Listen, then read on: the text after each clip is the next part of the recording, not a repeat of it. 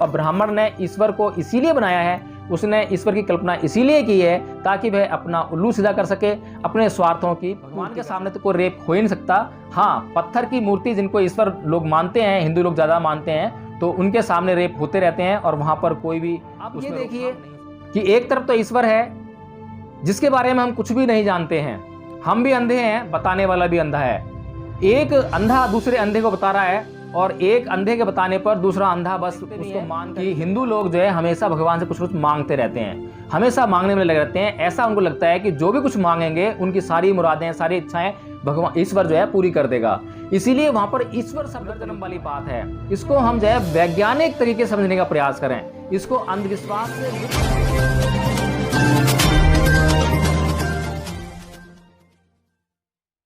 जय भीम, नमो बुद्ध साथियों।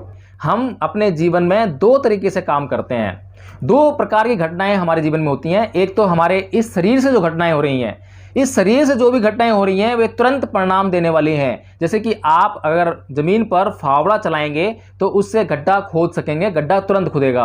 आप अगर पानी पिएंगे तो तुरंत ही उसका परिणाम मिलेगा, आपकी प्यास बुझ जाएगी। यानी कि इस शरीर से जितने भी आप कार्य करेंगे वो आपको तुरंत परिणाम देने वाले हैं, लेकिन आपकी मानसिक अवस्थाएं भी आपको परिणाम देती हैं। आज आपके मन में कोई भी किसी भी प्रकार की बुरी मानसिक अवस्था ने घर कर लिया तो वो आज आपको उसका परिणाम नहीं देगी, लेकिन वो धीरे धीरे धीरे धीरे बढ़ती रहेगी और उसका रिजल्ट आपको धीरे धीरे जीवन में मिलेगा।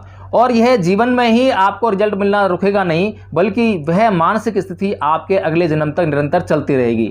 तो बुद्ध ने आत्मा का निरोध किया और उस पुनर्जन्म का विरोध किया जो कि हिंदू धर्म के लोगों का पुनर्जन्म है। बल्कि बुद्ध ने चित्त की बात बताई।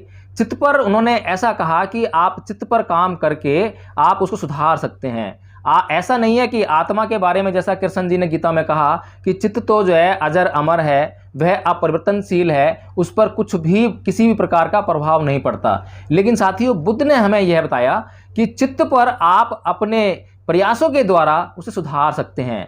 इसीलिए आज इस जीवन में आप अपने चित्त को जितना सुधार लेंगे, आप अगले जन्म में अपने चित्त को वहीं से प्राप्त करेंगे। लेकिन फिर से वह संभावना है, क्योंकि आपको फिर से उस पर प्रयास करना पड़ेगा।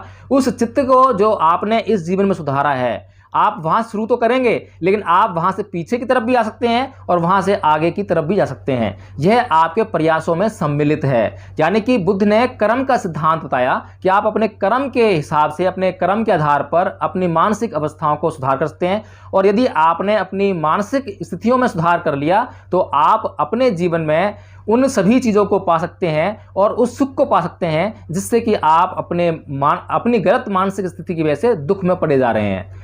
जैसे कि बुद्ध ने हमें बताया कि गरीबी एक रोग है। अगर गरीबी से हमें छुटकारा पाना है तो उसके लिए हमें सबसे ज़रूरी है कि हम परिश्रम करें, मेहनत करें और धन कमाएं।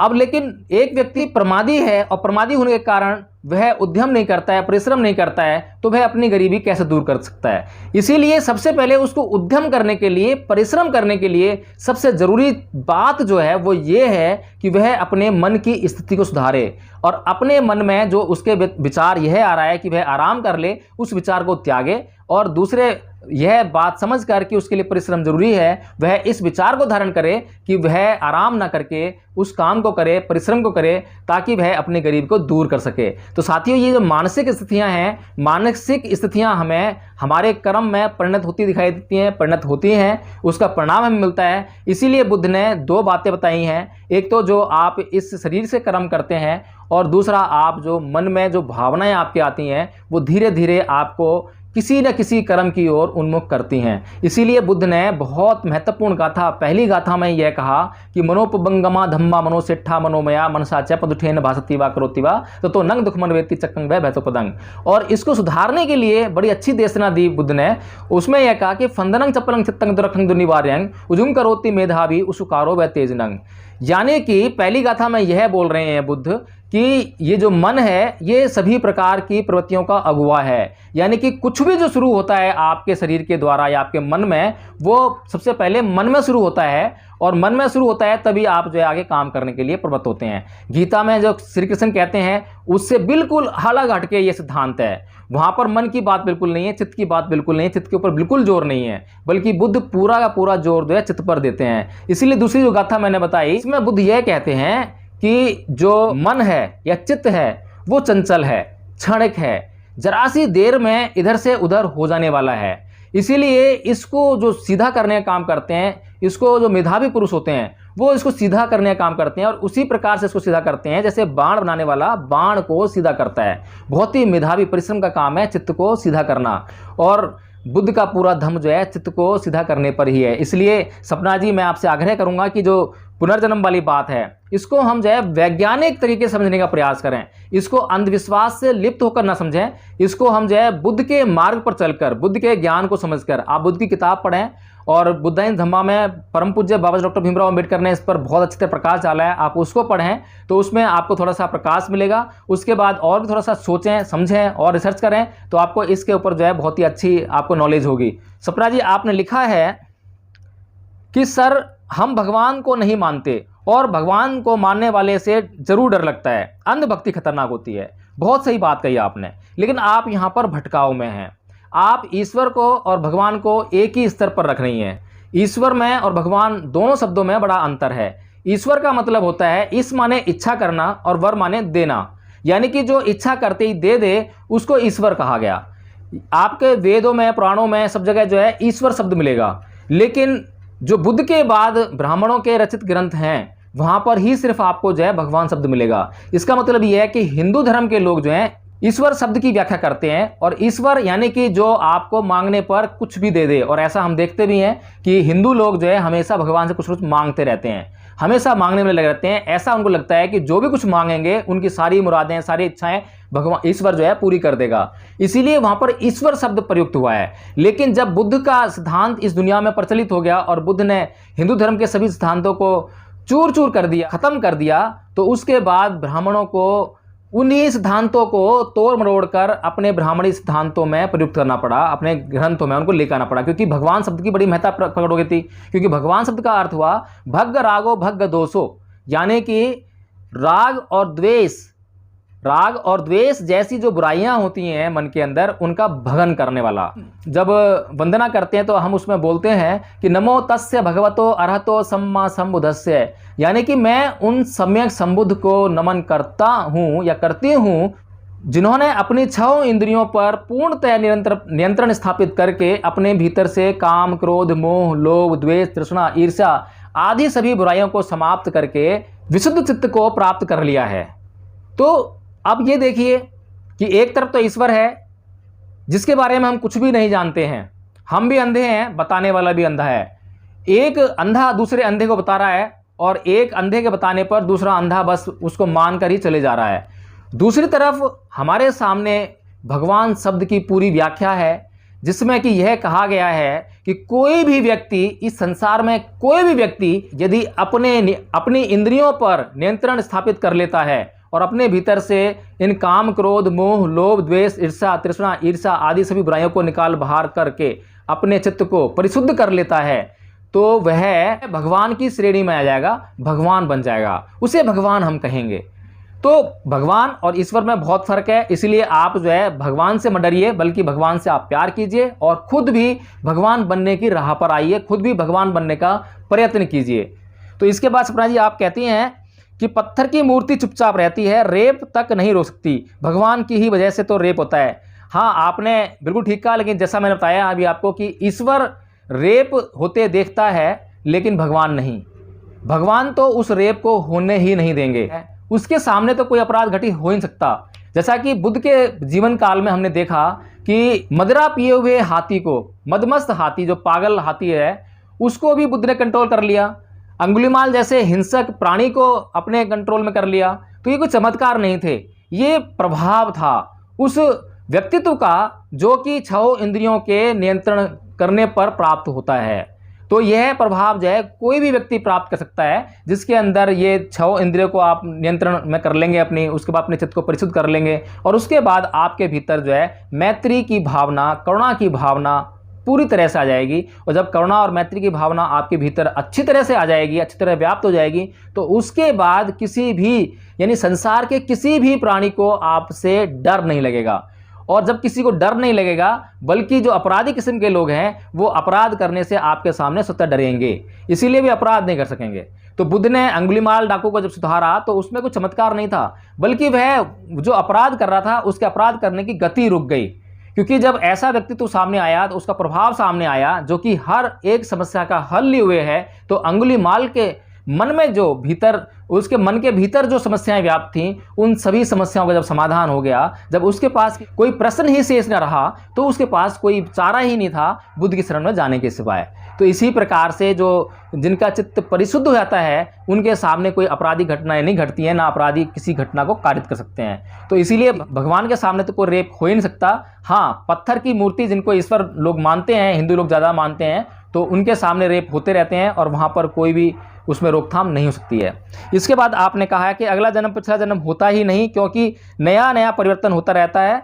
इंसान पहले कुछ और था, आज इंसान है, और आगे क्या रहेगा ये तो वैज्ञानिक ही तलाशते हैं, कुछ टेक्नोलॉजी आएगी। बहुत बढ़िया, बहुत अच्छी बात आपने कही है। लेकिन अगला जन्म पिछला जन्म होता है और आप इसी जन्म में उसको महसूस कर सकते हैं, क्योंकि आप निरंतर अपने जीवन में परिवर्तन कर रहे हैं। आप जो बचपन में थे वो आप जवानी में नहीं हैं, और जो जवानी में होंगे वो बुढ़ापे में नहीं होंगे।